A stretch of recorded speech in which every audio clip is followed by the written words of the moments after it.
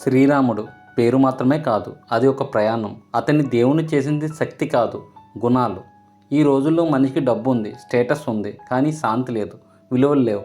అయితే వేల ఏళ్ల క్రితం జీవించిన ఒక రాజు శ్రీరాముడు ఇప్పటికీ ఆదర్శంగా ఎలా నిలుస్తున్నాడు? శ్రీరాముడి జీవితం నుంచి మనం నేర్చుకోవాల్సిన 7 గొప్ప గుణాలు. ధర్మం కోసం ఏదైనా త్యాగం చేసే గుణం. శ్రీరాముడు తన రాజ్యాన్ని, సుఖాన్ని, కుటుంబాన్ని వదిలి అరణ్యవాసం చేశాడు. తన జీవితంలో ఎంత కఠినమైన పరిస్థితి ఎదురైనా ధర్మం వైపే నిలబడ్డాడు. శాంతం మరియు సహనం. ఎంత కష్టం వచ్చినా కోపంతో నిర్ణయాలు తీసుకోలేదు. సమస్య వచ్చినప్పుడు స్పందించడం కాదు, స్పందించే విధానం ముఖ్యం.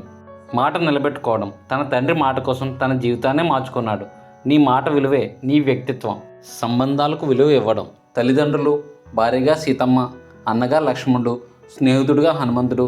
ప్రతి సంబంధాన్ని గౌరవించాడు, అలాగే ఎంతో విలువ ఇచ్చాడు. మానవ సంబంధాలకు విలువ ఇవ్వడం ఎంతో ముఖ్యం. న్యాయం కోసం ఎంతో శక్తివంతుడైన రావణ్ణి సైతం జయించాడు. అధర్మాన్ని ఓడించాడు. నిజం ఆలస్యంగా గెలుస్తుంది, కానీ ఖచ్చితంగా గెలుస్తుంది. Relationship quality. ఆచరణలో కూడా ప్రజల మనసులు గెలుచుకున్నాడు.